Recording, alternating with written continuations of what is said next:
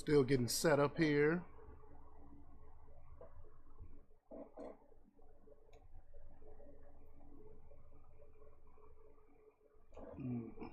See, still getting my stuff together. Here we go. Let me turn the audio on.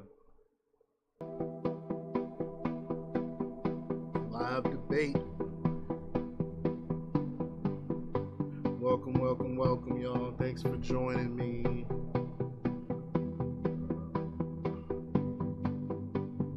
I think I got everything up and running.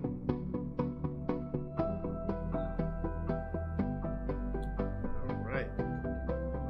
So when I go off camera, I'm gonna go off camera sometimes. You know, gonna be smoking and stuff. I don't want to be smoking on camera. You know, I smoke some of that green. That green stuff that God put here on this planet. So like I said, I don't like to smoke on camera. So when I'm vaping, I will turn off my camera. Here we go.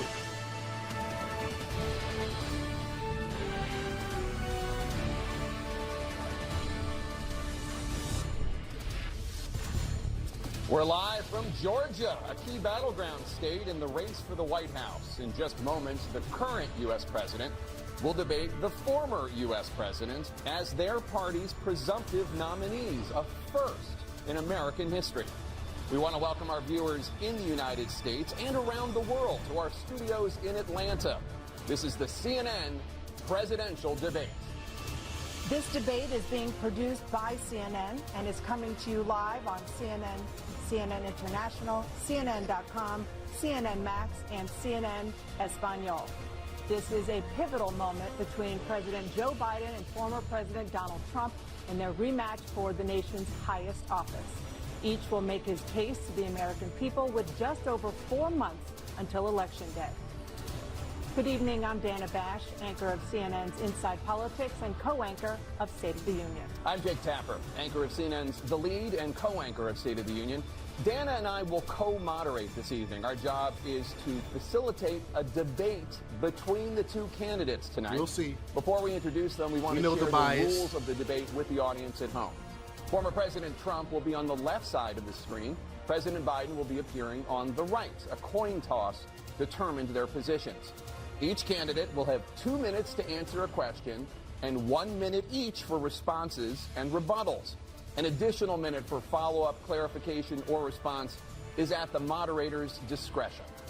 When it's time for a candidate to speak, his microphone will be turned on and his opponent's microphone will be turned off. Should a candidate interrupt when his microphone is muted, he will be difficult to understand for viewers at home.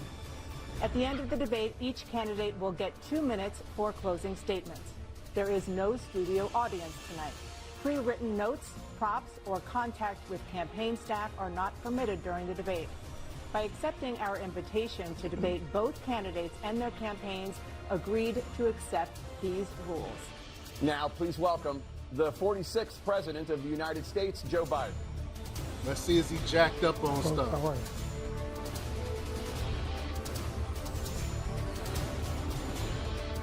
Great to be here. Thank you. And please welcome the 45th President of the United States, Donald Trump. Oh, extra cool ass. Trump super cool. Gentlemen, thanks so much for being here. Let's begin the debate, and let's start with the issue that voters consistently say is their top concern, the economy. President Biden, inflation has slowed, but prices remain high. Since you took office, the price of essentials has increased. For example, a basket of groceries that cost $100 then now costs more than $120. And typical home prices have jumped more than 30%. What do you say to voters who feel they are worse off under your presidency than they were under President Trump? Right out the gate. You got to take a look at what I was left when I became president, what Mr. Trump left me. We had an economy that was in free fall. The pandemic was so badly handled. Many people were dying. All he said was, it's not that serious. It's been almost 4 years, bro. You'll be all right. The economy collapsed. There were no jobs. Unemployment rate rose to 15%. It was terrible. And so what we had to do is try to put things back together again. And that's exactly what we began to do. We created 15,000 new jobs. We brought out the position where we have 800,000 new manufacturing jobs. But there's more to be done. There's more to be done. Working class people are still in trouble. I come from Scranton, Pennsylvania. I come of a household where the kitchen table, if the things weren't able to be met during the month, it was a problem. The price of eggs, the price of gas, the price of housing, the price of a whole range of things. That's why I'm working so hard to make sure I deal with those problems. And we're going to make sure that we reduce the price of housing. We're going to make sure we build 2 million new units.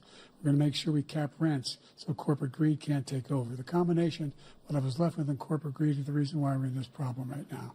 In addition to that, we're in a situation where if you take a look at all that was done in his administration, he didn't do much at all.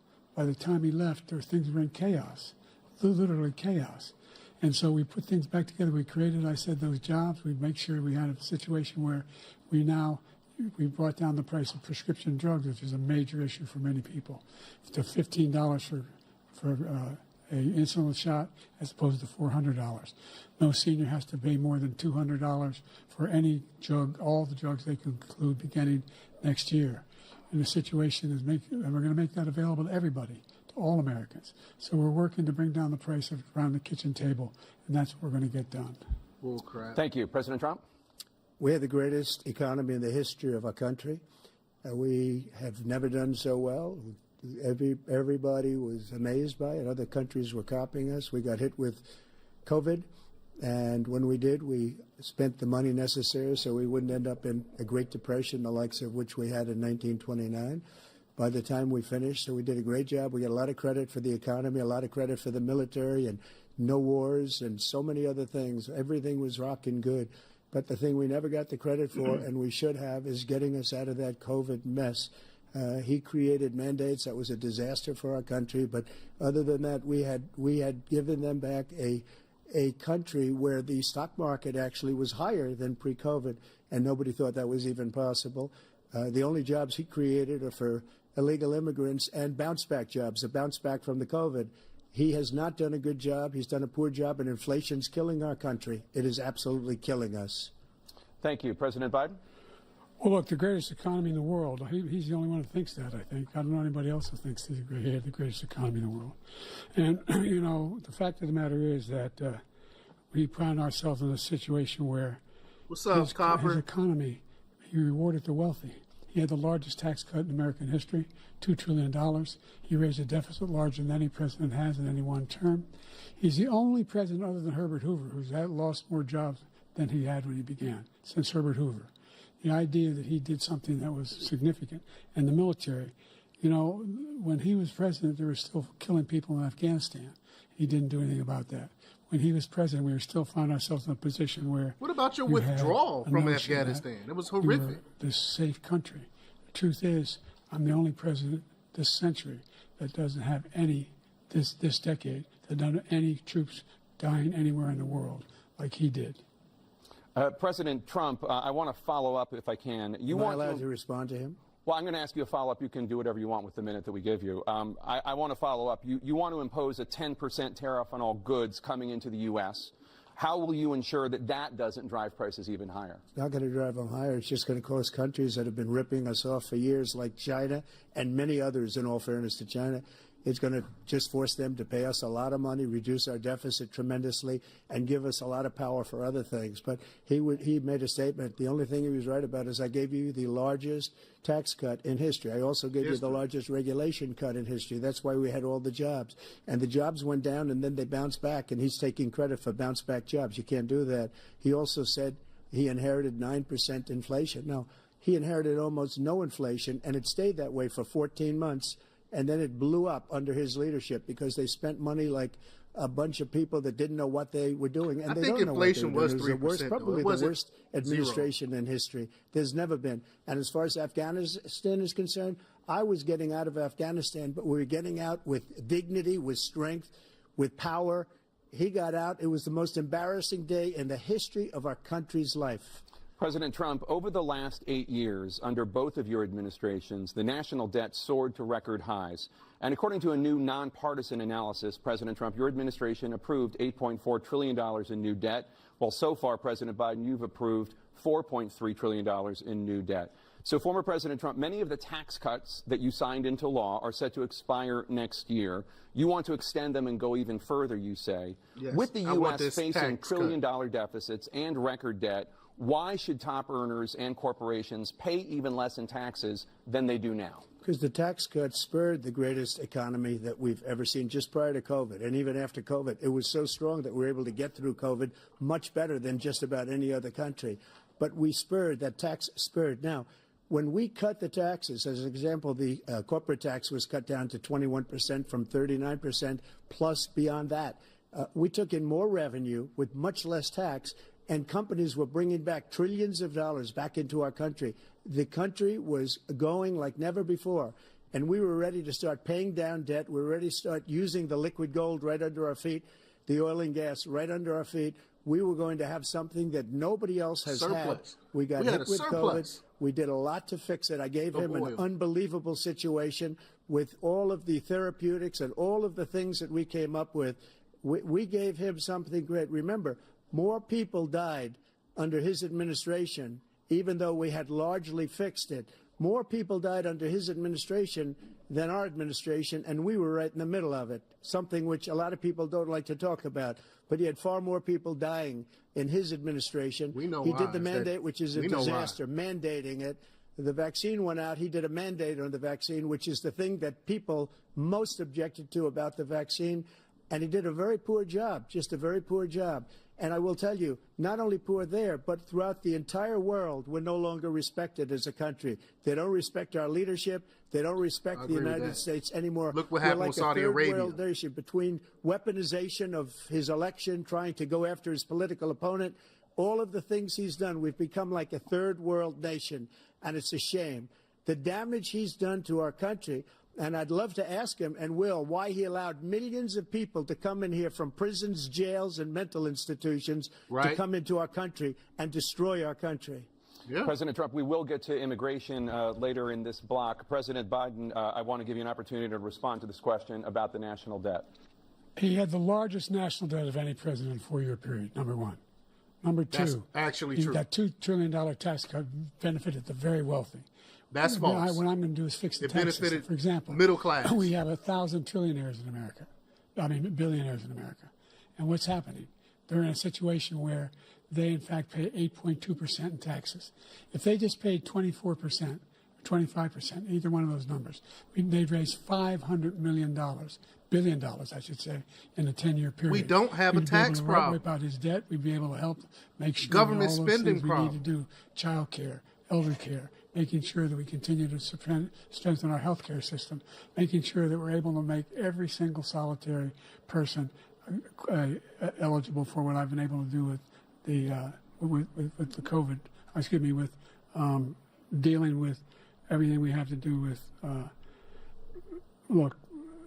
Oh, he lost it. He lost it. We finally beat Medicare. Thank you, President Biden. President Trump?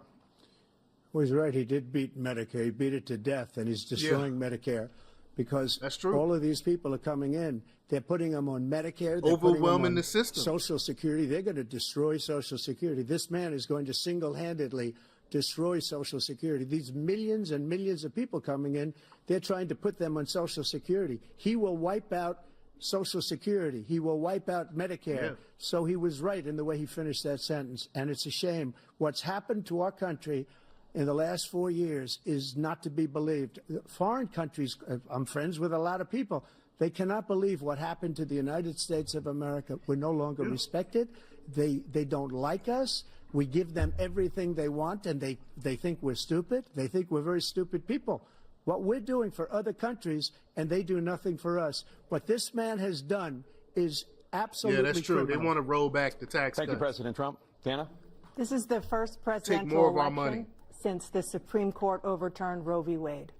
This morning, the court ruled on yet another abortion case, temporarily allowing emergency abortions to continue in Idaho, despite that state's restrictive ban. Former President Trump, You take credit for the decision to overturn Roe v. Wade, which returned the issue of abortion to the states. Correct. However, the federal government still plays a role in whether or not women have access to abortion pills. They're used in about 2/3 of all abortions. As president, would you block abortion medication? First of all, the Supreme Court just approved the abortion pill, and I agree with their decision to have done that, and I will not block it. And if you look at this whole question that you're asking, complex, but not really complex. 51 years ago, because you had Roe v. Wade, and everybody wanted to get it back to the states. Everybody, without exception. Democrats, Republicans, liberals, conservatives. Everybody wanted it back. Religious leaders. Take a smoke break. And what I did is I put 3 great Supreme Court justices on the court, and they happened to vote in favor of killing Roe v. Wade and moving it back to the states. This is something that everybody technically wanted. it is a state's now, 10 years ago or so, but I don't they believe in about abortion how many at all. weeks and how many this, getting into other Margaret things. But Sanger. every legal scholar throughout the world, the most respected, wanted it brought back to the states. I did that. Now the states are working it out. If you look at Ohio, it was a decision that was an end result that was a little bit more liberal than you would have thought. Kansas, I would say the same thing. Texas is different. Florida is different. But they're all making their own decisions right now. And right now, the states control it. That's the vote of the people. Like Ronald Reagan, I believe in the exceptions. I am a person that believes. And frankly, I think it's important to believe in the exceptions. Some people, you have to follow your heart. Some people don't believe in that. But I believe in the exceptions for rape, incest, and the life of the mother. I think it's very important. I believe in the life of the mother, don't. yes. Follow your heart. But you have to get elected also, and because that has to do with other things. That's technically a medical position. The problem they have medical is they're radical because they will take the life of a child in the 8th month, the 9th month, and even after birth. After birth, if you look at the former governor of Virginia, he was willing to do this. He said, we'll put the baby aside and we'll determine what we do with the baby, meaning we'll kill the baby. Yep. What happened is we brought it back to the states, and the country is now coming together on this issue. It's been a great thing. Thank you. President Biden? It's been a terrible thing, what you've done. The fact is that the vast majority of constitutional scholars supported Roe when it was decided. Supported Roe. And that don't make it right. This idea that they're all against it is just ridiculous. That does not make it right. Who says the state should be able to have it. We're in a state where in 6 weeks, you don't even know whether you're pregnant or not, but you cannot see a doctor and have him decide on what your circumstances are, whether you need help. The idea that states are able to do this is a little like saying we're going to turn civil rights back to the states. Let each state have a different rule. Look, there's so many young women come on, including a young woman who just was murdered, and he went to the funeral. The idea that she was murdered by an immigrant coming in. They talk about that, but here's the deal: what there's is a lot of young women are being raped by their in-laws, by their spouses, brothers and sisters. It's just ridiculous, and they can do nothing about it. And they try to arrest them when they cross state lines. Thank you. There have been many young women murdered by the same people he allows to come across our border. We have a border that's the most dangerous place anywhere in the world, considered the most dangerous place anywhere in the world.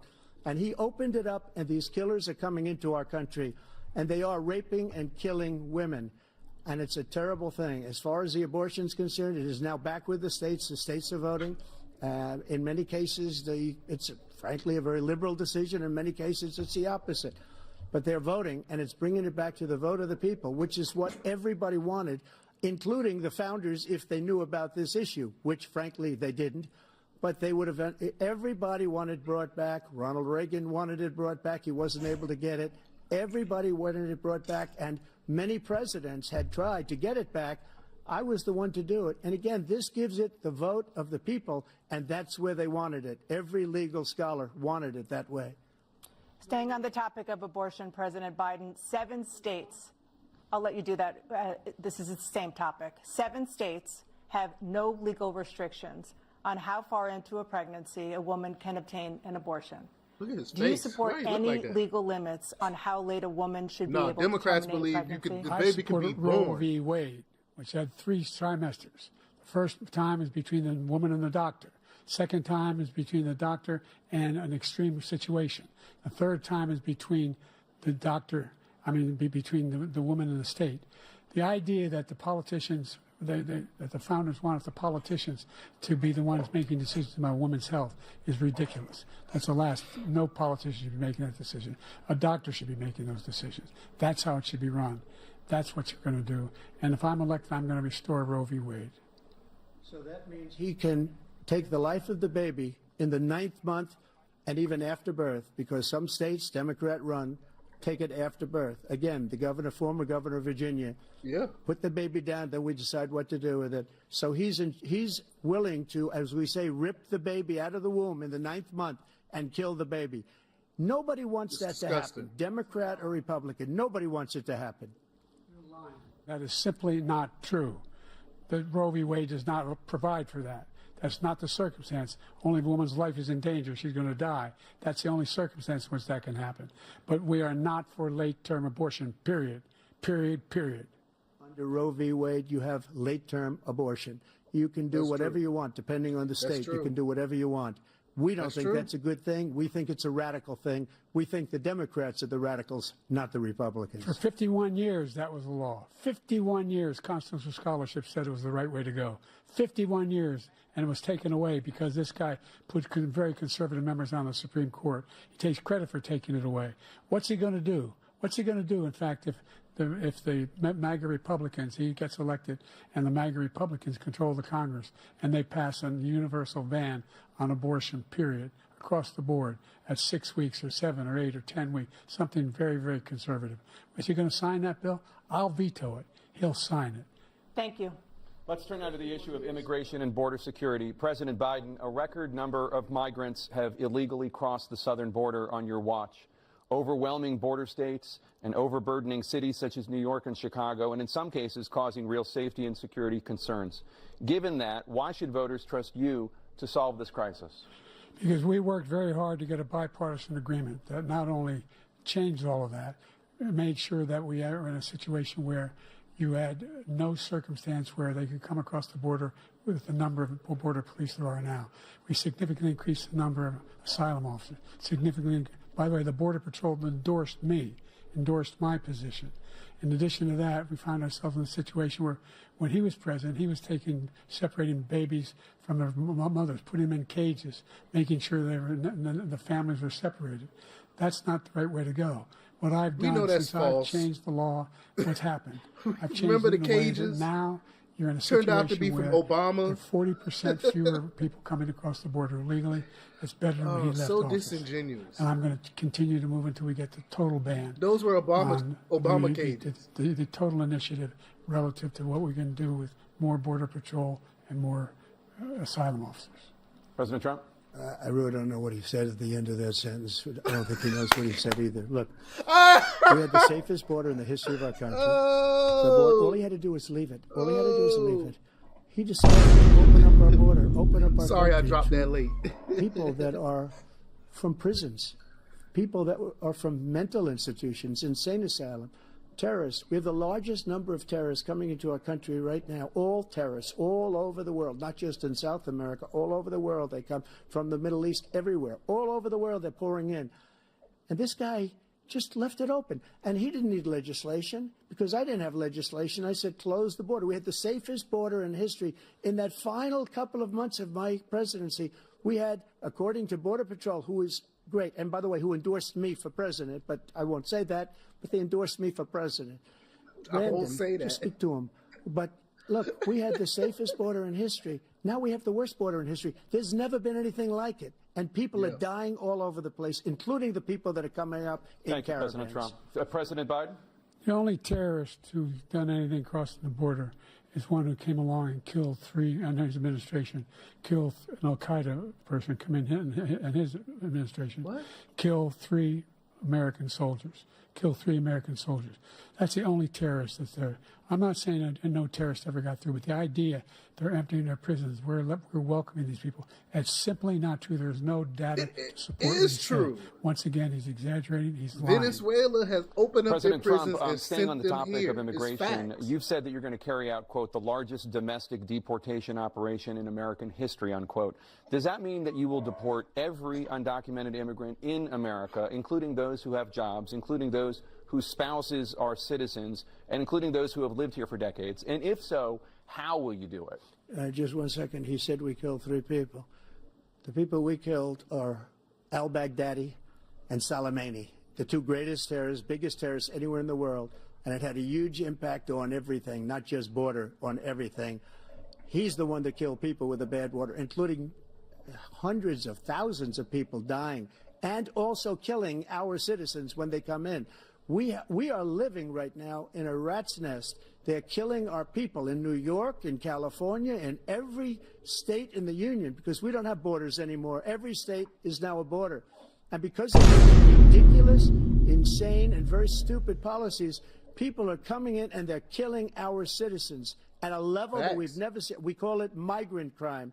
I call it Biden migrant crime. I've read like they're so many killing our stories citizens today at a level that we've never seen before. And you're reading it like these 3 incredible young girls over the last few days.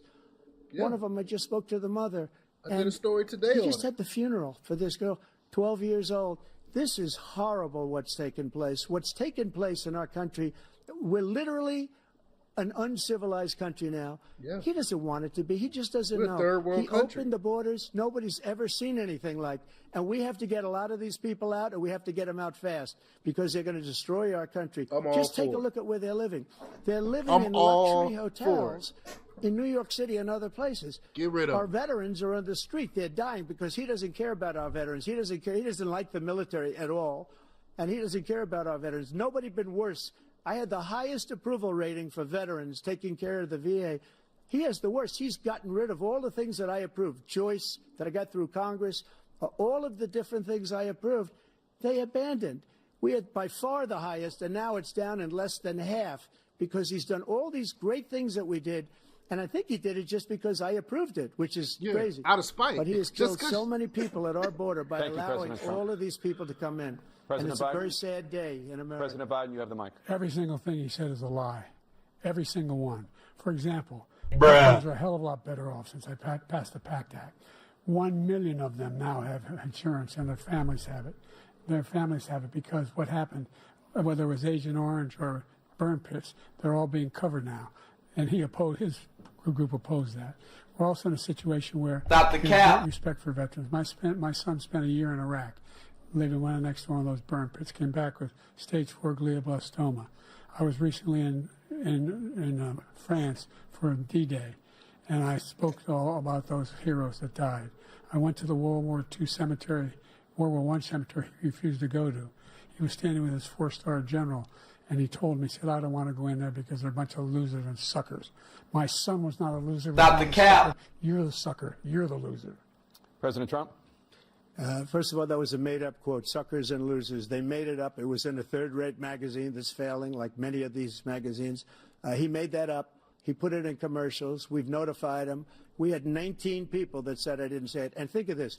Who would say I'm at a cemetery or I'm talking about our veterans? Because nobody's taken better care. I'm so glad this came up, and he brought it up. There's nobody that's taken better care of our soldiers than I have. To think that I would, in front of generals and others, say suckers and losers. We have 19 people that said it was never said by me. It was made up by him, just like Russia was made up, just like the 51 intelligence agents are made up, just like everything with the 16 economists are talking. It's the same thing. 51 intelligence agents said that the laptop was Russia disinformation. It wasn't. That came from his son, Hunter. It wasn't Russia disinformation. He made up the suckers and losers, so he should apologize to me right now. 4-star general standing to your side who was on your staff who said you said it, period. That's number one.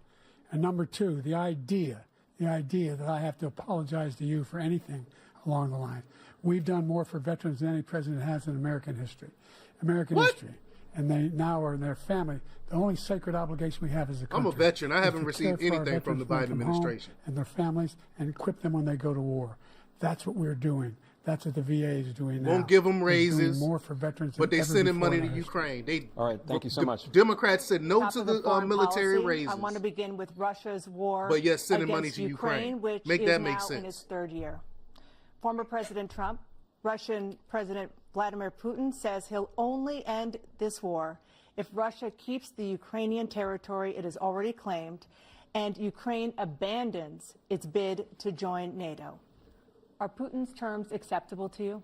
First of all, our veterans and our soldiers can't stand this guy.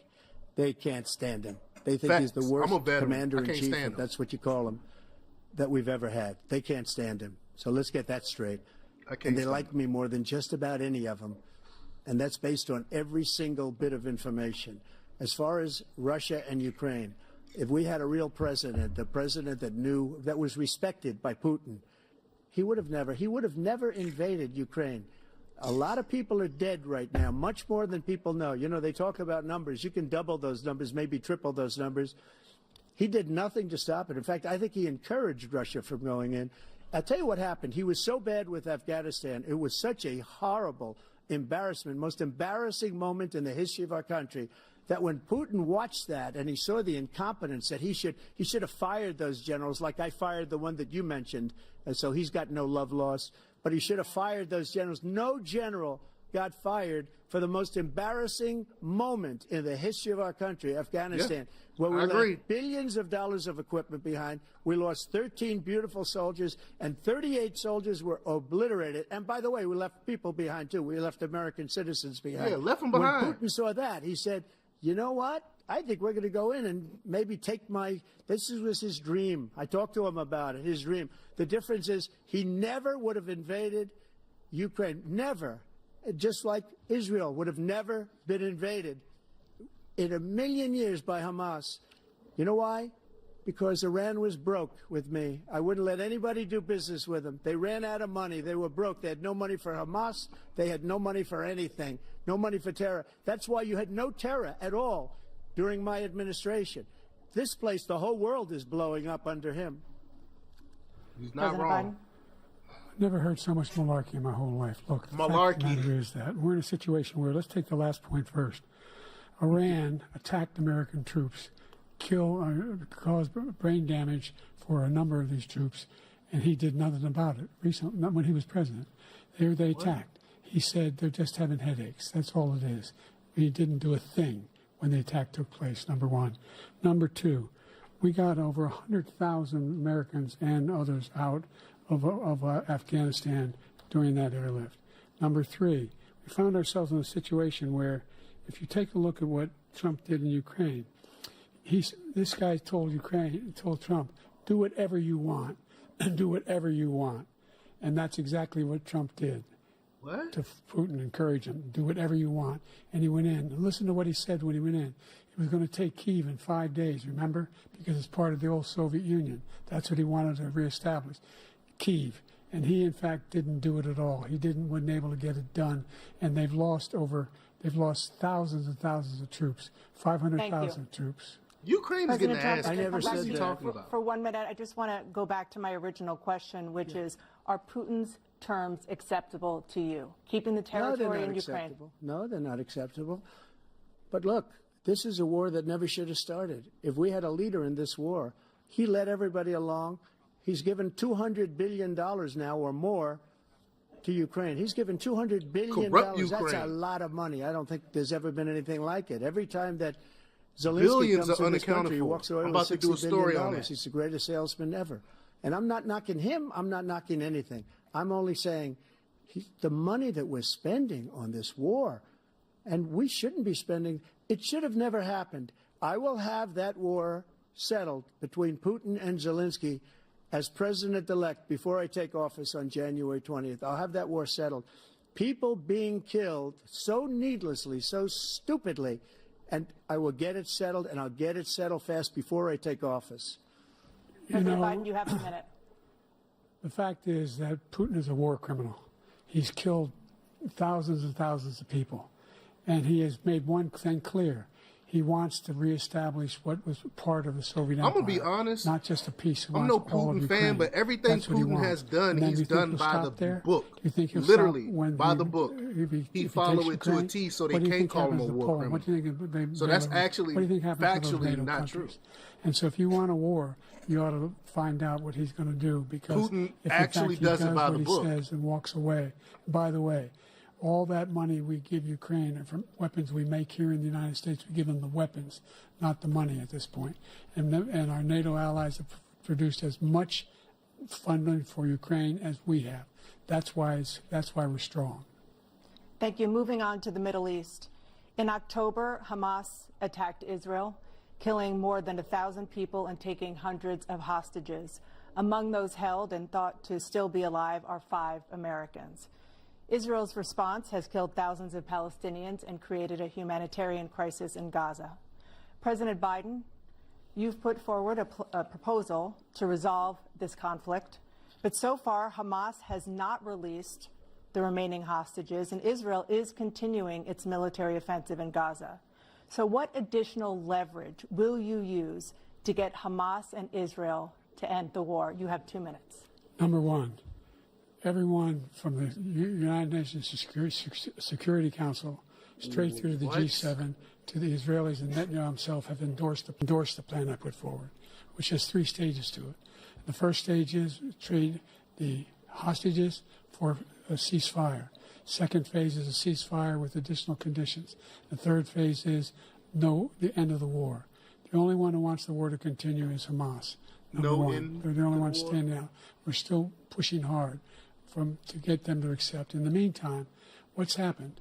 In Israel, we're finding that the only thing I've denied Israel was 2,000-pound bombs. They don't work very well in populated areas. They kill a lot of innocent people. We're providing Israel with all the weapons they need and when they need them. And by the way, I'm the guy that organized the world against Iran when they had a full-blown intercontinental ballistic missile attack on Israel. No one was hurt. No one Israeli was accidentally killed, and it just stopped. We saved Israel. We are the biggest producer of support for Israel. He's starting to struggle now. And so they're 2 different things. Hamas cannot be allowed to be continued. We continue to send our experts and our intelligence people as to how they can get Hamas like we did bin Laden. You don't have to do it. And by the way, they've been greatly weakened, Hamas, greatly weakened, and they should be. They should be eliminated. But you've got to be careful for using certain weapons among population centers. Just going back to Ukraine for 1 second. We have an ocean separating us. The European nations together have spent $100 billion, or maybe more than that, less than us. Why doesn't he call them and say, you got to put up your money like I did with NATO? I got them to put up hundreds of billions of dollars. The Secretary General of NATO said Trump did the most incredible job I've ever seen. They wouldn't have any. They were going out of business. We were spending almost 100% of the money was paid by us. He didn't do that. He's getting all. You got to ask these people to put up the money. We're over $100 billion more spent, and it has a bigger impact on them because of location, because we have an ocean in between. You got to ask them. As far as Israel and Hamas, Israel's the one that wants to go. He said the only one who wants to keep going is Hamas. Actually, Israel is the one, and you should let him go and let him finish the job. He doesn't want to do it. He's become like a Palestinian, but they don't like him because he's a very bad Palestinian. He's a weak one. It's Netanyahu who's in the way President Biden, of you peace. have a minute. I've never heard so much foolishness. Even the guy who wants Israeli to get out negotiators of NATO, said so. He's going to pull out of NATO. The idea that we have our strength lies in our alliances as well. It may be a big ocean, but we're ever able to avoid a war in Europe, a major war in Europe? What happens if, in fact, you have Putin continue to go into NATO? We have an Article 5 agreement. Attack on one is attack on all. You want to start the nuclear war he keeps talking about, go ahead. Let Putin go in and control Ukraine and then move on to Poland and other places. See what happens then. He has no idea what the hell he's talking about. And by the way, I got 50 other nations around the world to support Ukraine, including Japan and South Korea, because they understand that this kind of dislocation has a serious threat to the whole world peace. No major war in Europe has ever been able to be contained just to Europe. President Trump, just to follow up, would you support the creation of an independent Palestinian state in order to achieve peace in the region? I'd have to see, but before we do that, the problem we have is that we spend all the money. So they kill us on trade. I made great trade deals with the European nations because if you add them up, they're about the same size economically. Their economy is about the same size as the United States. And they were no cars, no, they don't want anything that we have, but we're supposed to take their cars, their food, their everything, their agriculture. I changed that. But the big thing I changed is they don't want to pay. And the only reason that he can play games with NATO is because I got them to put up hundreds of billions of dollars. I said, and he's right about this, I said, no, I'm not going to support NATO if you don't pay.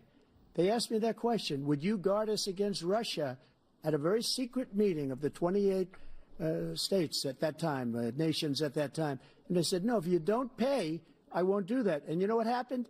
Billions and billions of dollars came flowing in the next day and the next months. But now we're in the same position. We're paying everybody's bills. Let's turn to the issue of democracy. Former President Trump, I want to ask you about January 6, 2021. We're not a democracy. You rallied your supporters that day. Some of them stormed the Capitol to stop the constitutionally mandated counting of electoral votes. As president, you swore an oath to, quote, preserve, protect, and defend, unquote, the Constitution. What do you say to voters who believe that you violated that oath through your actions and inaction on January 6th and worry that you'll do it again? Well, I don't think too many believe that. And let me tell you about January 6th. On January 6th, we had a great border. Nobody coming through, very few. On January 6th, we were energy independent. On January 6th, we had the lowest taxes ever.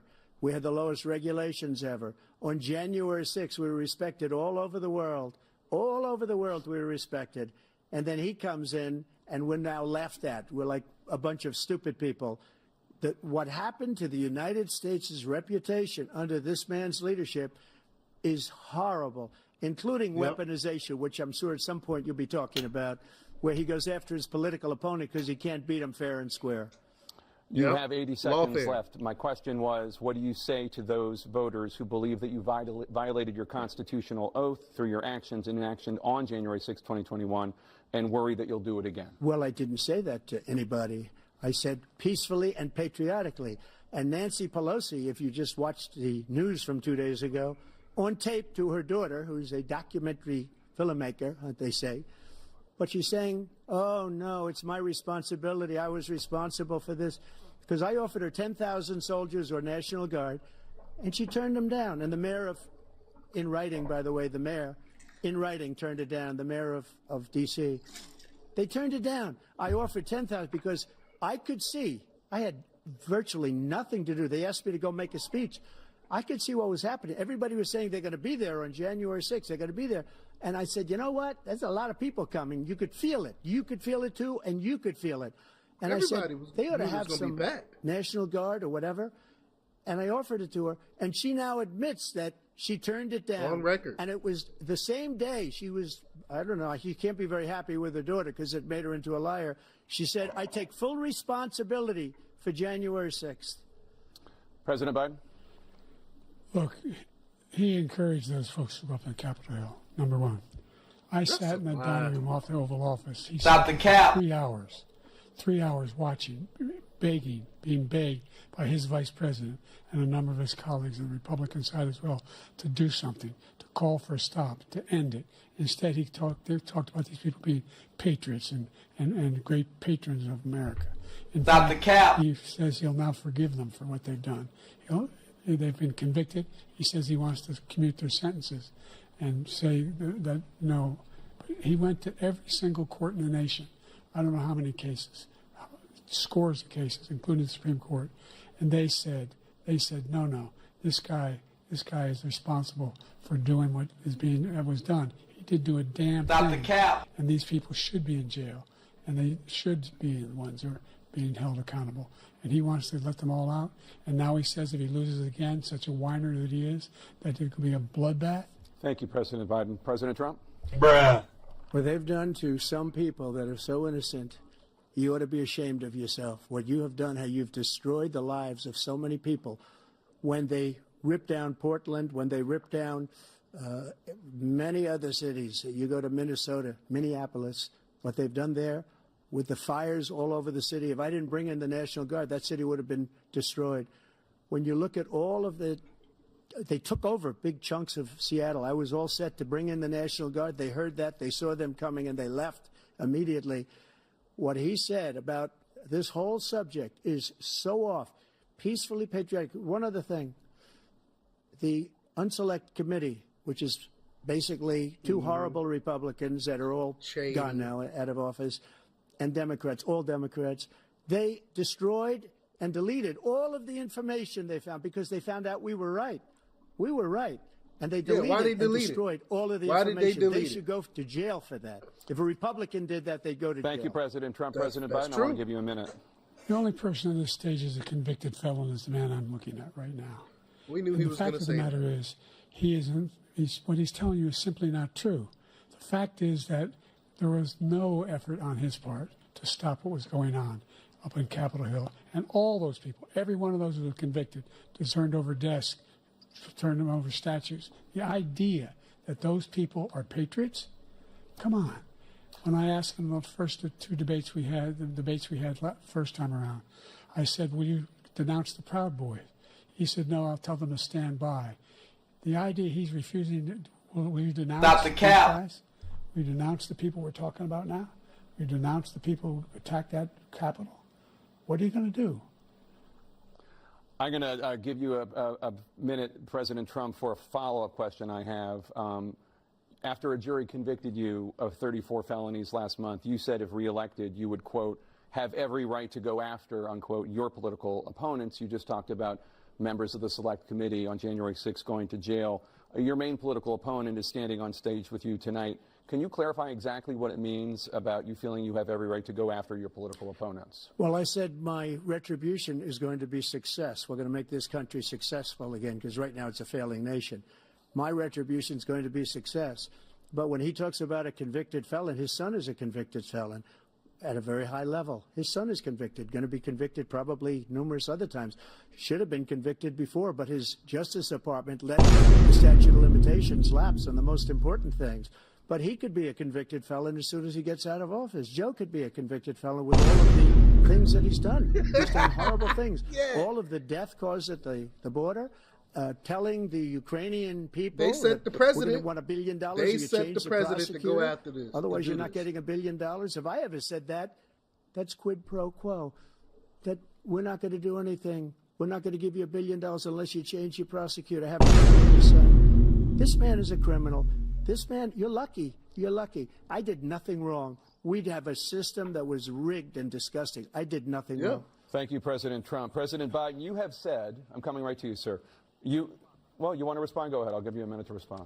The idea, he get to respond, but he won't let him respond. He won't let Trump respond. What you're talking about is outrageous. It's simply a lie, number one. Wow. Number two, the idea that you have a right to seek retribution against any American just because you're president is wrong. It's simply wrong. No president's ever spoken like that before. No president in our history has spoken like that before. Number three, the crimes that you are still charged with, and think of all the civil penalties you have. How many billions of dollars do you owe in civil penalties for molesting a woman in public, for doing a whole range of things, of having sex with a porn star? We know that woman was crazy. Carol, she talked about Jean Carroll. What are you talking about? You have the morals of an alley cat. Give you a minute, sir. I didn't have sex with a porn star, number one. Number two, that was a case that was started and moved. They moved a high-ranking official, a DOJ, into the Manhattan DA's office to start that case. That case is going to be appealed and won. We had a very terrible judge, a horrible judge, Democrat. The prosecutor were all high-ranking Democrats, appointed people, and both the civil and the criminal. He basically went after his political opponent because he thought it was going to damage me. But when the public found out about these cases, because they understand it better than he does, he has no idea what these cases are. But when they found out about these cases, you know what they did? My poll numbers went up, way up. You know that because you're reporting it. And we took in more money in the last 2 weeks than we've ever taken in the history of any campaign. I don't think any campaign has ever taken. Hundreds of millions of dollars came pouring in because the public knows it's a scam, and it's a guy that's after his political opponent because he can't win fair and square. Thank you, President Trump. President Biden, you have said, quote, Donald Trump and his MAGA Republicans are determined to destroy American democracy. Do you believe that the tens of millions of Americans who are likely to vote for President Trump will be voting against American democracy? The more they know about what he's done, yes. The more they know about what he's done. And there's a lot more coming. He's got a lot of cases down the road coming around. He's got a whole range of issues he has to face. I don't know what the juries will do, but I do know he has a real problem. And so the fact that, could you ever think you hear any president say that I'm going to seek retribution? Do you ever hear any president say that I thought Hitler had some good ideas? What got me involved to run in the first place after my son had died, I decided What was he talking in about? Iraq. He didn't answer the question. I said I wasn't going to run again until I saw what happened in Charlottesville, Virginia. People coming out of the woods carrying swastikas on torches, and singing the same anti-Semitic bile they sang when back in Germany. And the young woman got killed. I spoke to the mother, and they asked him. They said, "What do you think of those people? The ones who got killed, the one who tried to stop it, and the ones," he said, "I think they're fine people on both sides." It already been debunked. Would ever say Nazis even coming out of fields carrying torches, Snopes 7 years later already debunked carrying that. swastikas. I did a whole video on that. This is a guy who says Hitler's done some good things. I'd like to know what they are. The good things Hitler's done, that's what he said. This guy has no sense of American democracy. Biden would have them stay in the gulag Jake, for 100 both of years. you know I that agree. story has been totally Biden wiped knows out. about- Because when you see the sentence, it said 100% exoneration on that. So he just keeps it going. He says he ran because of Charlottesville. He didn't run because of Charlottesville. He ran because it was his last chance. He's not equipped to be president. You know it, and I know it. It's ridiculous. We have a debate. We're trying to justify his presidency. His presidency is, without question, the worst presidency in the history of our country. We shouldn't be having a debate about it. There's nothing to debate. He made up the Charlottesville story, and you'll see it's debunked all over the place. Every reasonable anchor has even debunked Snopes. it. And just the other day it came out where it was fully debunked. It's a nonsense story. He knows that, and he didn't run because of Charlottesville. He used that as an excuse to run. President Biden? And debunked. It happened. All you have to do is listen to what was said at the time. And the idea that somehow that's the only reason I ran. I ran because I was worried a guy like this guy could get elected. If he thought they were good people coming out of that forest, carrying those woods, carrying those torches, then he didn't deserve to be president. Didn't deserve to be president at all. Copper Mutant said the idea Biden knows about all the cases being fabricated. because his people are behind him. We saw what happened on January 6th. We saw the people breaking through the windows. We saw people occupying his own vice president. Look, there's a reason why 40 of his 44 top cabinet officers refused to endorse him this time. His vice president hasn't endorsed him this time. So why? Why? They know him well. They serve with him. Why are they not endorsing him? Thank you, President Biden. We're going to be right back with more from the CNN presidential debate. All right, so they got the break here. So let me see.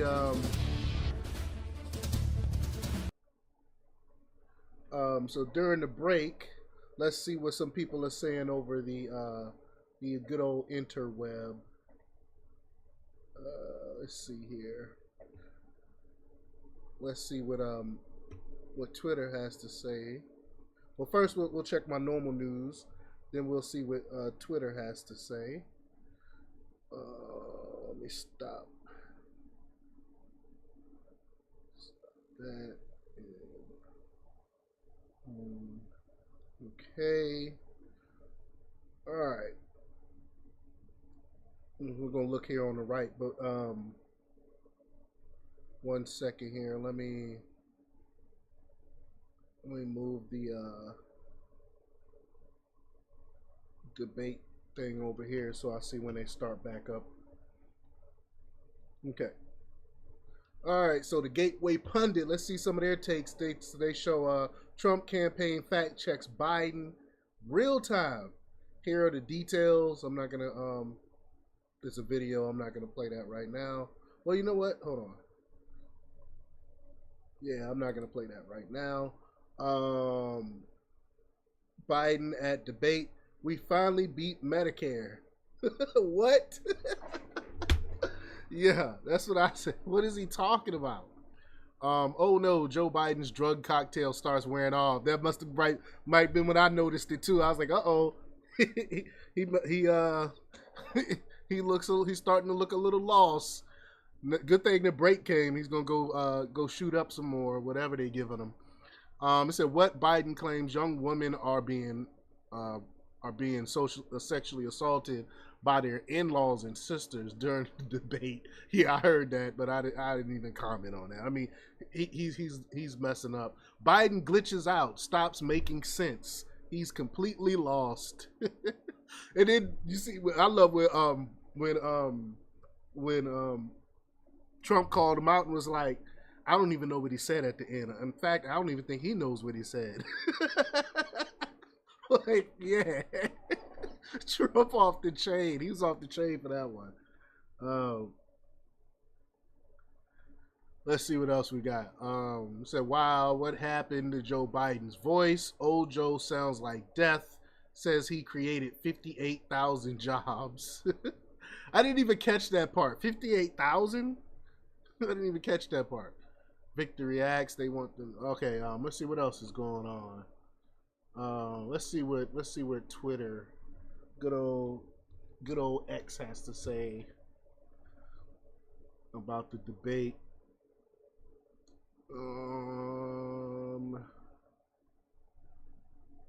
Let's see, CNN. Gavin Newsom spotted in the spin room. Okay. Biden can't even debate Trump on CNN stage, so has to resort to calling him names. The only sucker and loser is anyone who voted for Biden. Terrible, said. Okay, I agree with that. Let's see. Gunther Engelman said the CNN. Looks like they're coming back. The CNN cheating started before the debate even started. Okay. Let me go ahead and pull it back over here. And you'd certainly face again in a second term. President Biden, while black unemployment dropped to a record low under your presidency, black families still earn far less than white families. Black mothers are still 3 times likely to die from pregnancy-related causes, and black Americans are imprisoned at 5 times the rate of white Americans. What do you say to black voters who are disappointed that you haven't made more progress? They acknowledge they made a lot of progress, yeah. number one. Yeah, mutant. The fact of the matter is there's more small black businesses that have been started than any time in history. Number two, the wages of black unemployment I haven't seen that is the lowest statistic. level it's been in a long, long time. Number three, we're trying to provide housing for black Americans and dealing with the segregation that exists among these corporations that collude to keep people out of their houses. Malfunction. In addition to that, we find that the impact on the choice that black families have to make relative to child care is incredibly difficult. When we did the first major piece of legislation in the past, I was able to reduce black child care costs. I cut them in half. Black child care costs? We've got to make sure we provide for child care costs. We've got to make sure, because when you provide those child care protections, you increase economic growth because more people can be in the job market. So there's more to be done, considerably more to be done. But we've done a great deal so far, and I'm not letting up, and they know it. You have No, we don't 49 know. seconds left. No, what do you say to black We got 49 voters seconds who are left, disappointed with the progress so far? I say I don't blame them for being disappointed. Inflation is still hurting them badly. For example, I provided for the idea that any black family, first-time home buyer, should get a $10,000 tax credit to be able to buy their first home so they can get started. I made sure that we're in a situation where all those black families and those black individuals who provided had to take out student loans that were ballooning, that if they were engaged in nursing, doctor, and anything having to do with volunteerism, if they paid their bills for 10 years on their student debt, all the rest was forgiven after 10 years. Millions have benefited from that. And we're going to do a whole lot more for black families. Thank you, President Trump. And he caused the inflation. He's blaming inflation, and he's right, it's been very bad. He caused the inflation, and it's killing facts. black families and Hispanic families and just about everybody. Everybody. It's killing people. They can't buy groceries anymore. They can't. You look at the cost of food where it's doubled and tripled and quadrupled. They can't live. They're not living anymore. He caused this inflation. I gave him a country with essentially no inflation. It was perfect. It was so good. All he had to do is leave it alone. He destroyed it with his Green New Scam and all of the other, all this money that's being thrown out the window. He caused inflation. Yeah. As sure as you're sitting there, the fact is that his big kill on the black people is the millions of people that he's allowed to come in through the border. They're taking black jobs now. And it could be 18, That's facts. It could be 19, and even 20 million people. They're taking black jobs, and they're taking Hispanic jobs, and you haven't seen it yet, but you're going to see something that's going to be the worst in our history. Thank you. President Biden? There That's was facts. no inflation when I became president. You know why? The economy was flat on its back. 15% unemployment. He decimated the economy, absolutely decimated the economy. That's why there was no inflation at the time. There were no jobs. We provided thousands of millions of jobs for individuals who are in all communities, including minority communities. We made sure that they have health insurance.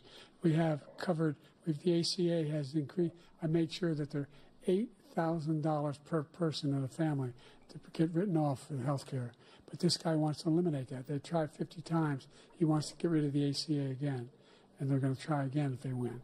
You find ourselves in a position where the idea that we're not doing any, we put more police on the street than any administration has. He wants to cut the cops. We're providing for equity and making sure people have a shot to make it.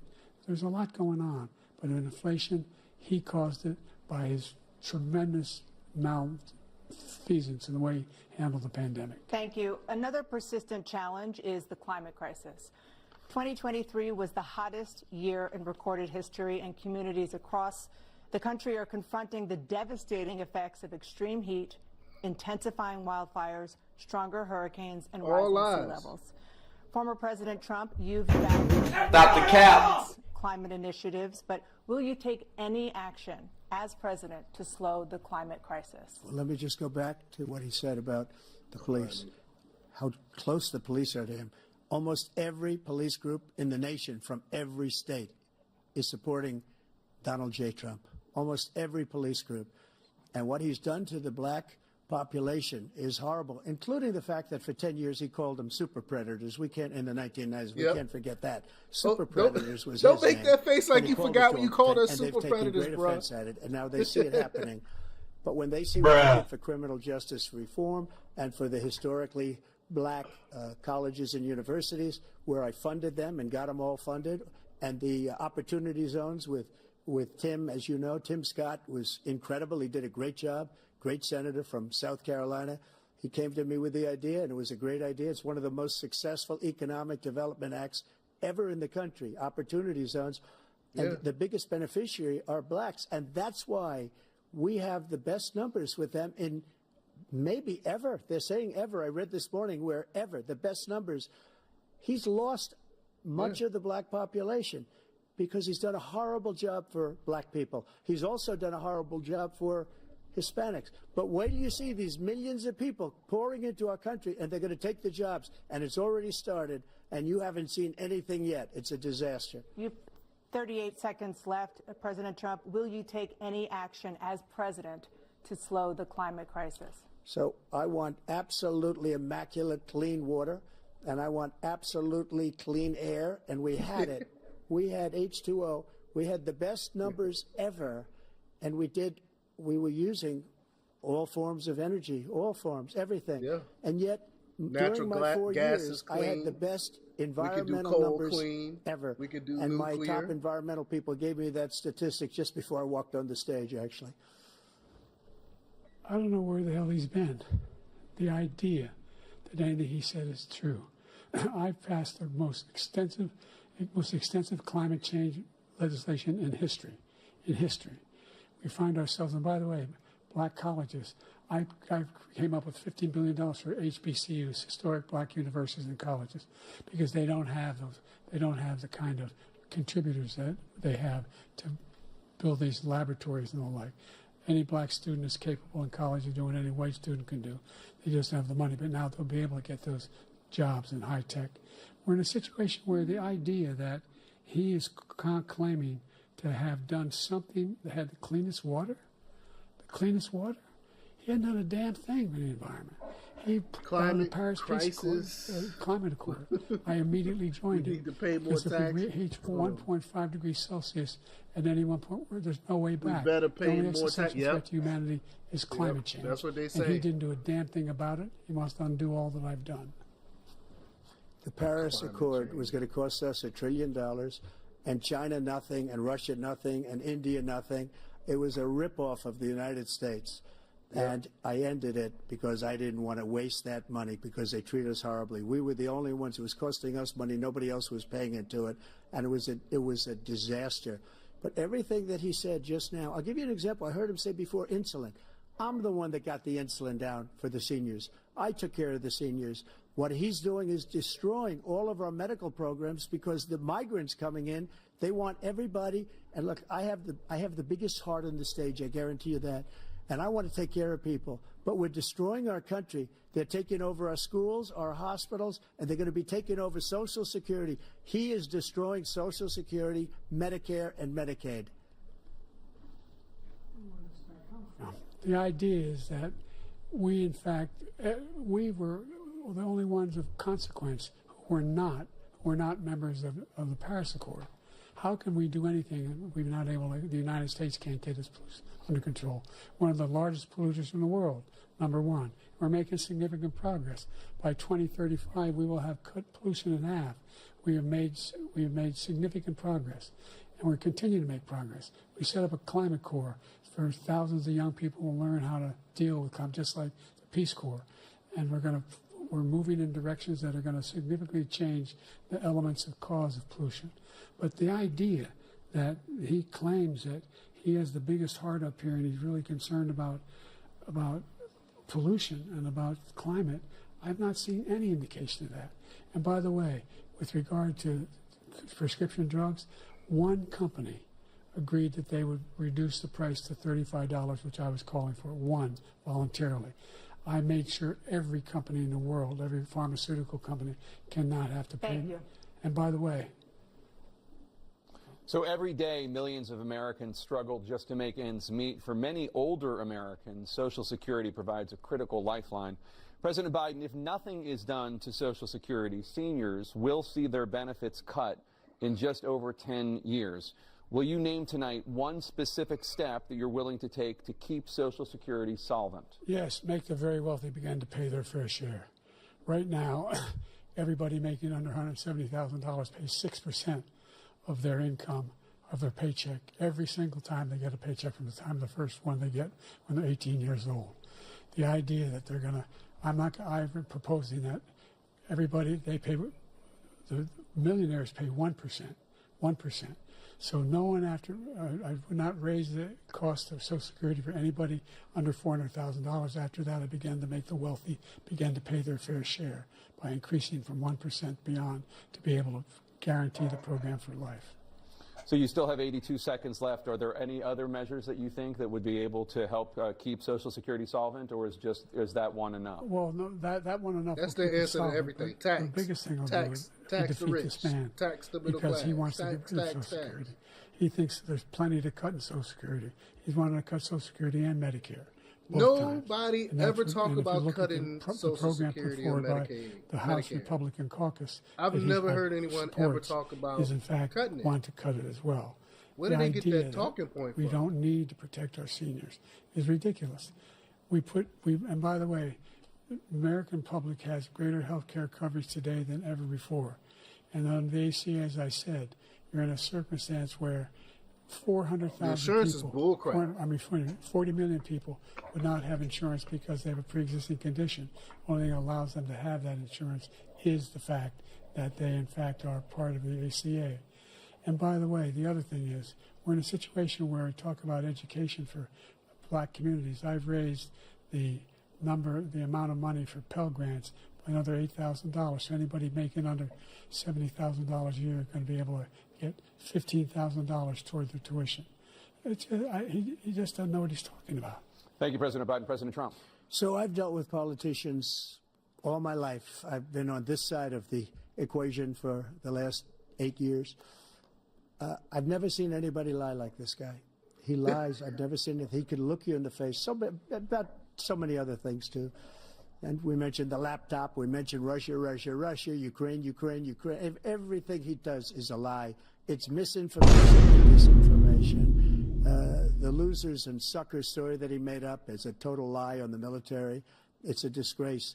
But Social Security, he's destroying it because millions of people are pouring into our country, and they're putting them onto Social Security. They're putting them onto Medicare, Medicaid. They're putting them in our hospitals. They're taking the place of our citizens. What they're doing to the VA, to our veterans, is unbelievable. Our veterans are living in the street, and these people are living in luxury hotels. He doesn't know what he's doing, and it's really coming back. I've never seen such anger in our country before. President Biden?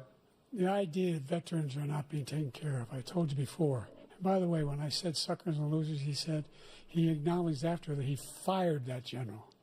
You are fake news.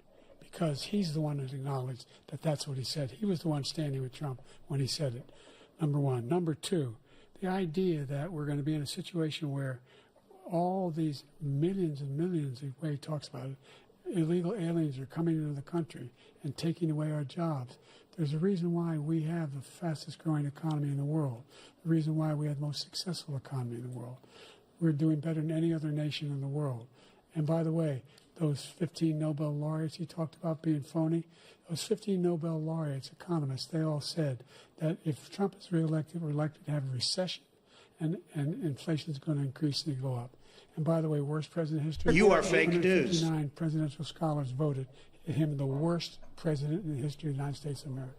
President Biden, thank you so much. Let's turn to the cost of child care, which many American families struggle to afford. President Trump, both you and President Biden have tried to address this issue, but the average cost of child care in this country has risen to more than $11,000 a year per child. For many families, the cost of child care for 2 children is more than their rent.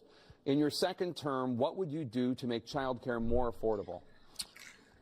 Just to go back, the general got fired because he was no good. And if he said that, that's why he made it up. But we have 19 people that said I didn't say it, and they're very highly respected, much more so than him. The other thing is, he doesn't fire people. He never fired people. I've never seen him fire anybody. I did fire a lot. I fired Comey because he was no good. I fired a lot of the top people at the FBI, drained the swamp. They were no good. Not easy to fire people. Should have drained him more. You pay a price for it, but they were no good. I inherited these people. I didn't put him there. I didn't put Comey there. He was no good. I fired him. This guy hasn't fired anybody. He never fires. He should have fired every military man that was involved with that the Afghanistan horror show, the most embarrassing moment in the history of our country. He didn't fire. Did you fire anybody? Not one person. Did you fire anybody that's on the border that's allowed us to have the worst border in the history of the world? Did anybody get fired for allowing 18 million people, many from prisons, many from mental institutions? Did you fire anybody that allowed our country to be destroyed? Joe, our country is being destroyed as you and I sit up here and waste a lot of time on this debate. This shouldn't be a debate. He is the worst president. He just said about me because I said it. But look, he's the worst president in the history of our country. He's destroyed our country. Now all of a sudden he's trying to get a little tough on the border. He came out with a nothing deal, and it reduced it a little bit, like this much. It's insignificant. He wants open borders. He wants our country to either be destroyed or he wants to pick up those people as voters. And I don't think we just can't let it happen. If he wins this election, our country doesn't have a chance, not even a chance, of coming out of this rut. We probably won't have a country left anymore. That's how bad it is. He is the worst in history by far. Thank you, President Trump. President Biden? We're the most admired country in the world. We're the United States of America. There's nothing beyond our capacity. We have the finest military in the history of the world, the finest in the history of the world. Military you treat like crap. No one thinks we're weak. No one wants to screw around with us. Nobody, number one. Number two, the idea that we're talking about worst presidents. I wasn't joking. Look it up or go online. 159 or 58, don't hold me the exact number, presidential historians, they've had meetings and they voted who's the worst president in American history. One from best to worst. They said he was the worst in all of American history. That's a fact. That's not conjecture. He can argue they're wrong, but that's what they voted. The idea that he is doing anything to deal with child care, he did virtually nothing to child care. We should significantly increase the child care tax credit. We should significantly increase the availability of women and men or single parents to be able to go back to work. And we should encourage businesses to have. Thank you, President Biden. Facilities. President Trump, the question was about what would you do to make child care more affordable, if you want to take your minute. Just so you understand, we have polling, we have other things that they rate him the worst because what he's done is so bad. And they rate me, I'll show you, I will show you, and they rate me one of the best, okay? And if I'm given another 4 years, I will be the best. I think I'll be the best. Nobody's ever created an economy like us. Nobody ever cut taxes like us. He's the only one I know. He wants to raise your taxes by 4 times. He wants to raise everybody's taxes by 4 times. He wants the Trump tax cuts to expire. So everybody, including the 2 of you, are going to pay 4 to 5 times. Nobody ever heard of this before. All my life, I'd grow up and I'd see politicians talking about cutting taxes. When we cut taxes, as I said, we did more business. Apple and all these companies, they were bringing money back into our country. The worst president in history by far, and everybody knows it. Yeah. President Biden? Look, the fact of the matter is that look at the economy. That's all you got to do. He's one of the worst economies ever. He will increase the taxes on middle-class people. I said I'd never raise a tax on anybody making less than $400,000. I didn't. But this tariff is 10% tariffs. Everything coming into the country, you know what the economists say? That's going to cost the average American $2,500 a year more because they're going to have to pay the difference in food and all the things that are important. That's still less than my taxes. He's in a situation you where know the money you get back from your taxes. He has not raised. He's from the tax Trump cuts, you pay 4 times more. Middle class have been after. Devastated by you. I mean, if we're now not you want a new tax cut of $5 trillion over the next 10 years, so that's still less than $2,000. Bankrupt the country. You had the largest deficit of any president in American history. Number one. Number two, you have not, in fact, made any contact, any progress with China. We are the lowest trade deficit with China since 2010. Thank you, President Biden. Thank you, President Biden. Let's discuss an epidemic impacting millions of Americans that both of you have made a top priority in your first term, the opioid crisis. And for both of you, the number of overdose deaths in this country has gone up. Under your term, it went up. Under your term, it has gone up. Former President Trump, despite the efforts that both of you have made, more than 100,000 Americans are dying from overdoses every year, primarily from fentanyl and other opioids. What will you do to help Americans right now in the throes of addiction who are struggling to get the treatment they need? To finish up, we now have the largest deficit in the history of our country under this guy. We have the largest deficit with China. He gets paid by China. He's a Manchurian candidate. He gets money from China. We have he's afraid to deal with him or something. But do you notice he never took out my tariffs because we bring in so much money with the tariffs that I imposed on China. He never took them away. He can't because it's too much money. It's tremendous. And we saved our steel industries, and there was more to come, but he hasn't done that. But he hasn't cut the tariffs because he can't, because it's too much money. But he's got the largest deficit in the history of our country, and he's got the worst situation with China. China's going to own us if you keep allowing them to do what they're doing to us as a country. They're eating our lunch. They are killing us as a country, Joe, and you can't let that happen. You're destroying our country. So, President Trump, you have 67 seconds left. The question was, what are you going to do to help Americans in the throes of addiction right now who are struggling to get the treatment they need? Jake, we were doing very well at addiction until the COVID came along. We had the 2.5, almost 3 years of like nobody's ever had before, any country, in every way. And then we had to get tough. And it was the drugs pouring across the border it started to increase. We got great equipment. We bought the certain dog that's the most incredible thing that you've ever seen, the way they can spot it. We did a lot. And we were getting very low numbers, very, very low numbers. Then he came along. The numbers, have you seen the numbers now? It's not only the 18 million people that I believe is even low because the gotaways, they don't even talk about gotaways.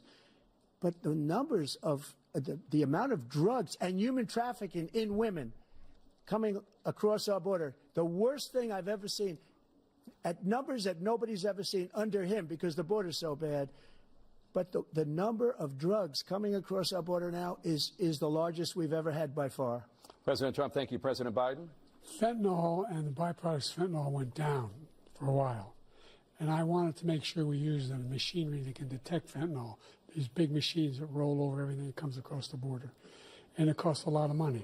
That was part of this deal we put together, this bipartisan deal. More fentanyl machines, more be able to detect drugs, more numbers of agents, more numbers of all the people at the border. And when we had that deal done, he called his Republican colleagues, said, "Don't do it. It's going to hurt me politically." No, he never argued it's not a good bill. It's a really good bill.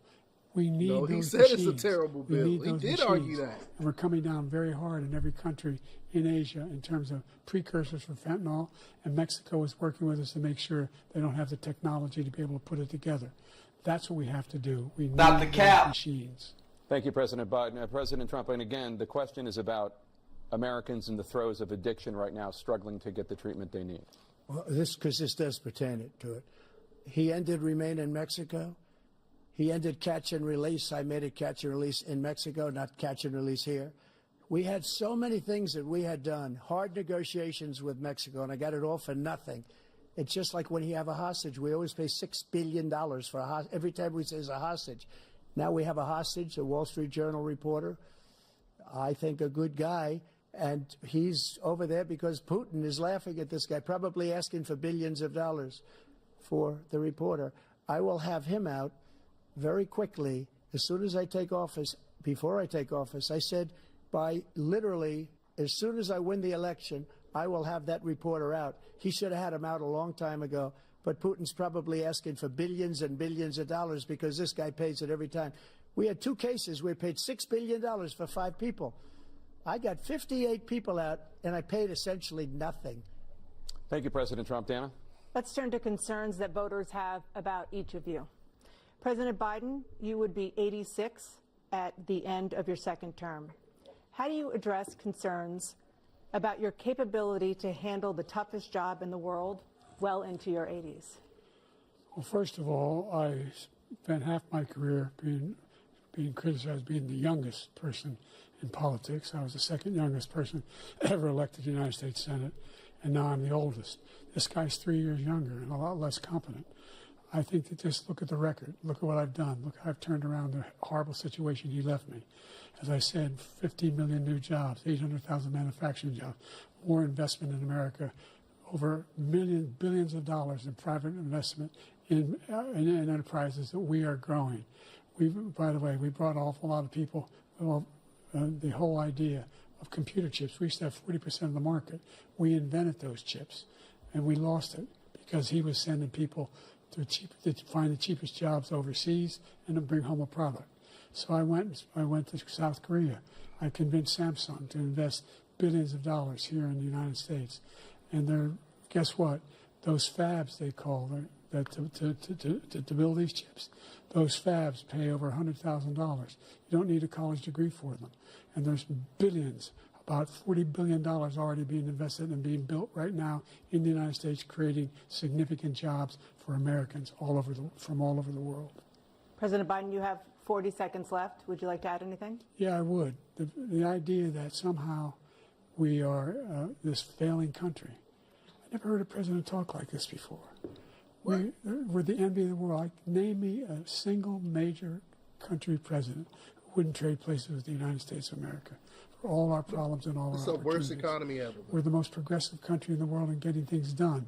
We're the strongest country in the world. We're a country in the world who keeps our word, and everybody trusts us. All of our allies and those who he cuddles up to, from Kim Jong-un, who he sends love letters to, and Putin, etc. They don't want to screw around with us. Thank you. Former President Trump, to follow up, you would be 82 at the end of your 2nd term.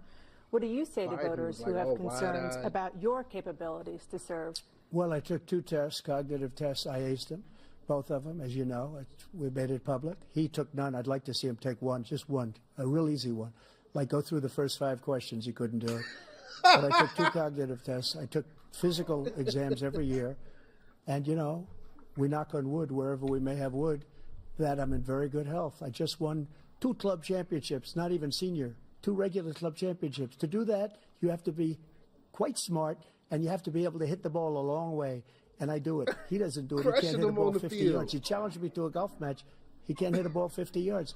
I think I'm in very good shape. I feel that I'm as in good a shape as I was 25, 30 years ago. Actually, I'm probably a little bit lighter, but I'm in as good a shape as I was years ago. I feel very good. I feel the same.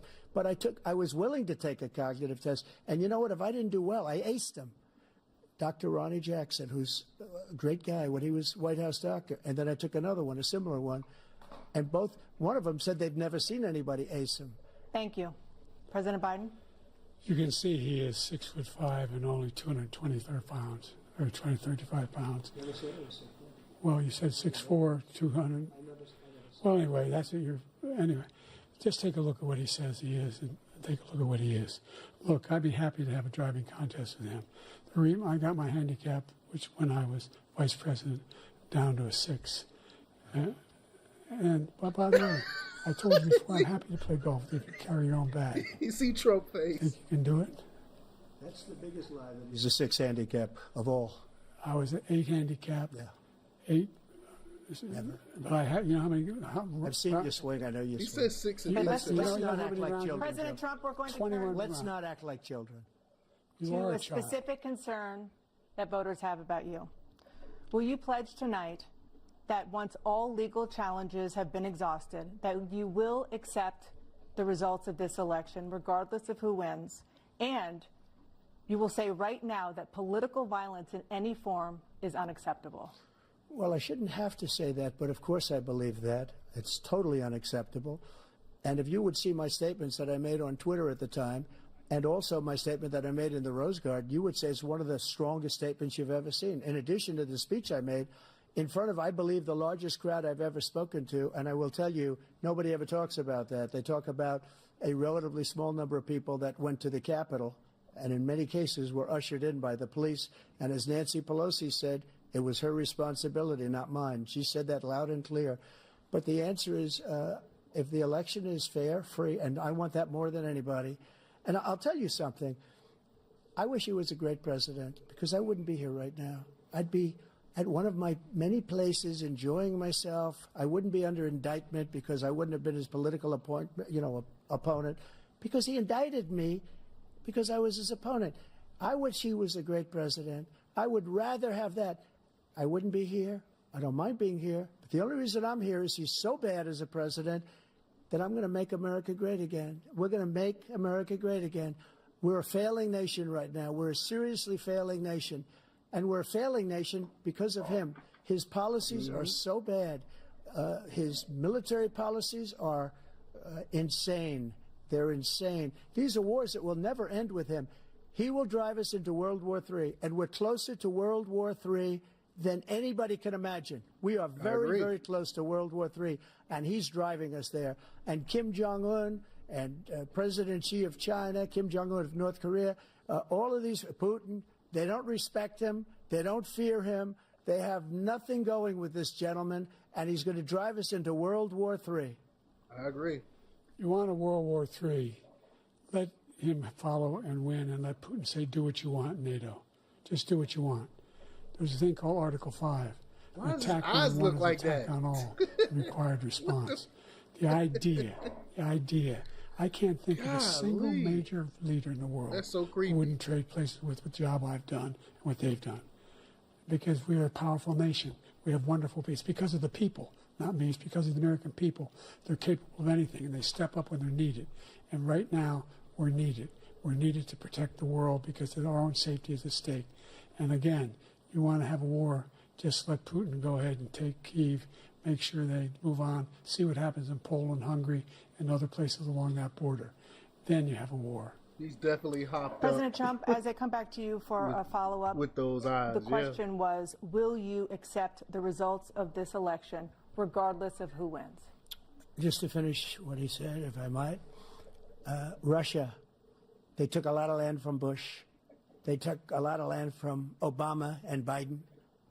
They took no land, nothing from Trump, nothing. He knew not to do it. Facts. Not going to play games with me. He knew that. I got along with him very well, but he knew not to play games. He took nothing from me. But now he's going to take the whole thing from this man right here. That's a war that should have never started. It would have never started, ever, with me. and he's going to take Ukraine. And, you know, you asked me a question before, would you do this with? He's got us in such a bad position right now with Ukraine and Russia, because Ukraine's not winning that war. He said, I will never settle until such time. They're running out of people. They're running out of soldiers. They've lost so many people. It's so sad. They've lost so many people, and they've lost those gorgeous cities with the golden domes that are 1,000 years old, all because of him and stupid decisions. Russia would have never attacked. They're making old men The fight. question Men was, that will should be you accept retired the results fight. of the election, regardless of who wins? Yes or no, please. If it's a fair and legal and good election, absolutely. I would have much rather accepted these, but the fraud and everything else was ridiculous. And if you want, we'll have a news conference on it in a week, or we'll have another one of these in a week. But I will absolutely, there's nothing I'd rather do. It would be much easier for me to do that than I'm running again. I wasn't really going to run until I saw the horrible job he did. He's destroying our country. I would be very happy to be someplace else, in a nice location someplace. I believe him. And again, no indictments, no political opponent stuff, because it's the only way he thinks he can win. But unfortunately, it's driven up my numbers and driven them up to a very high level because the people understand it. Well, let's see what your numbers are when this election is over. Let's see. You're a whiner. When you lost the first time, you continued, you appealed and appealed to courts all across the country. Not one single court in America said any of your claims had any merit, state or local, none. But you continue to provoke this lie about somehow there's all this misrepresentation, all this stealing. All you got to do is look at Georgia. At all. All you got to do is look at Georgia. I doubt you'll accept it because you're such a whiner. The idea, that's all I can say on this platform. But just look at Georgia. You can't stand the loss. Something snapped in you when you lost the last time. We'll be right back with more from the CNN presidential debate, live from Georgia. All right, so let's go back and see what they're saying on Twitter here. 1 second, let me see.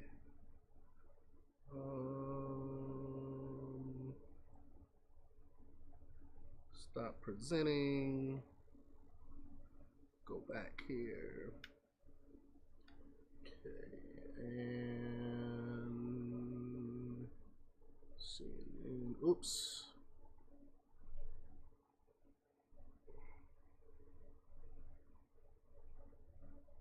All right. So, let's see what else we got. I think we only got like 30 more minutes.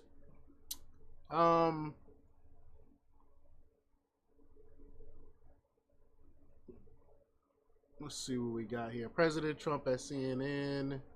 Presidential debate. I really don't know what he said. Yeah, that's what I in the sentence. I don't think he knows. Yeah.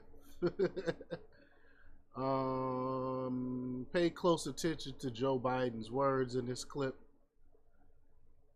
Let's see what it says. That $2 trillion tax cut benefited the very wealthy. What I'm going to do is fix the tax system. For example, we have 1,000 trillionaires in America. I mean, billionaires in America. That $2 trillion tax cut benefited the... Let me refresh this to see if there's... Oh, hold on a second.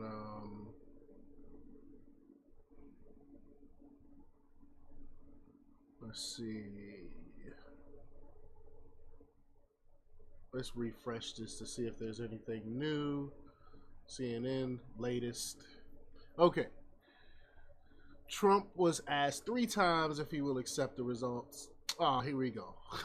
Here we go. He said he said if it's fair, yeah. But if you think you've been wrong, there's avenues for you to use. They acting like they acting like going to the courts and stuff like that, like he's doing it the wrong way. If you feel like you've been defrauded or something like that, you have every right to refuse the results and use your resources and use what you have to verify that. They act like that's a crime. That should be a crime. Let's see here. The CNN notice how they are making it look like Trump is repeating himself while trying to make Biden sound coherent. It can't be done. Tune in to CNN comedy special. It's pretty funny. The CNN let Dump ramble on debate. What? Yeah.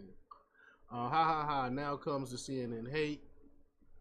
Let's see what else I got. What else we got here? That moderator woman just said we will be back to the CNN presidential debate. This isn't a presidential debate. This is a live on-air decimation of a corpse. Yeah. Dan Connolly said, why would someone with 50 years experience need to practice for a week rehearsing the script with the CNN? Yeah. Let's see what else we got here. I haven't watched much, but from what I've seen, T doesn't answer the question. CNN does nothing, and B is very hoarse. He did eventually answer the question. The CNN moderators are just, might as well have Chuck Todd and Katie Tur out there. Dumpster fire. CNN commercial interlude music is in desperate need of a bass drop. Okay, hold on. Let me move, make sure. Oh, it started. I'm so sorry. Hold on. It came back fairly quick. I'm sorry. He now wants to tax you more by putting a 10% tariff on everything that comes into the United States of America. What I did, when, for example, he wants to get rid of the ability of Medicare for the ability for us to be able to negotiate drug prices with the big pharma companies. Oh, he's struggling. Guess what? We got it down to $35 for insulin instead of $400.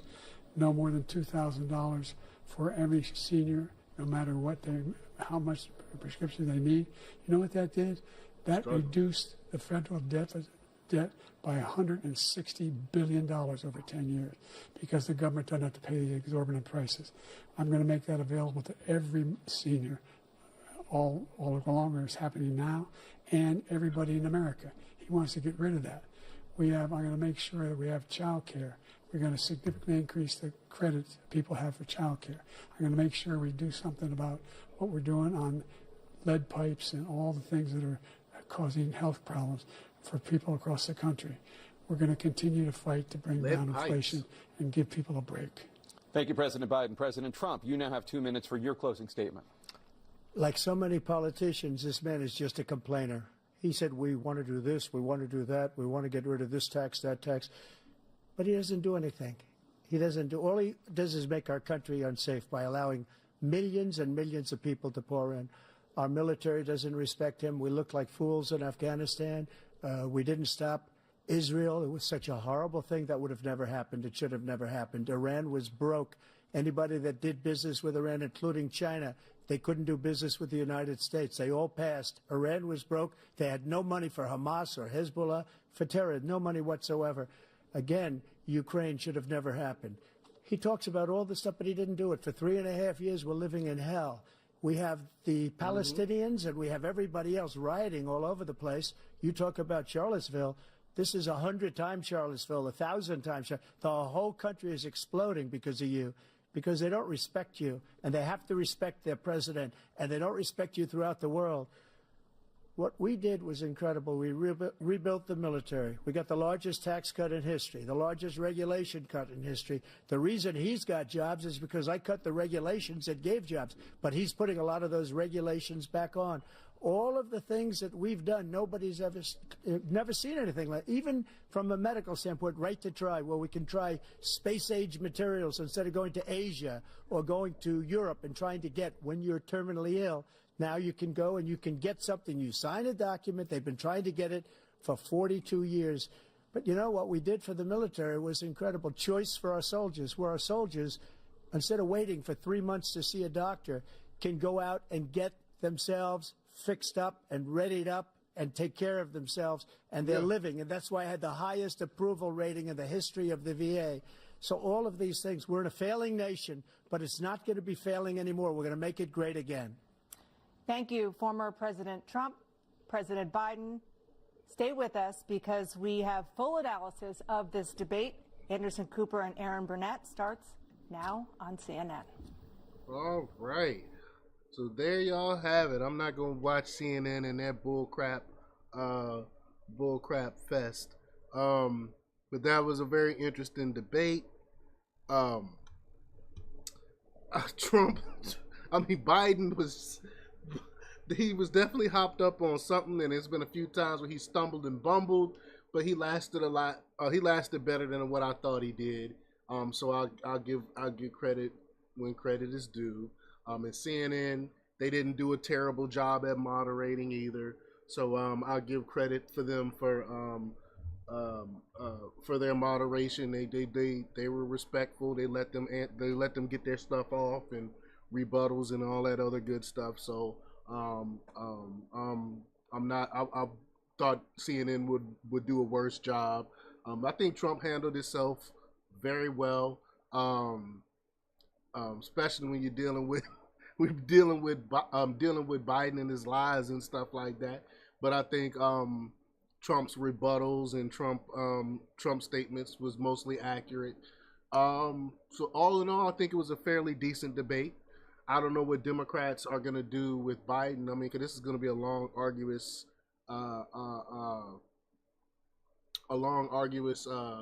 process to November. So I don't know how Biden's going to hold up then. I can't wait to see the second debates. And I'm wondering, what the Democrats really think? Are they going to stick with Biden, or they're going to try to push him aside? I'm going to have to check out some of the leftists and see what they say about that. But y'all let me know what y'all think about this. I appreciate you for spending time with your boy today. Until next time, peace. Oh, shout out Copper Mutant. You know what I'm saying? Appreciate you coming through as well. Until next time, y'all.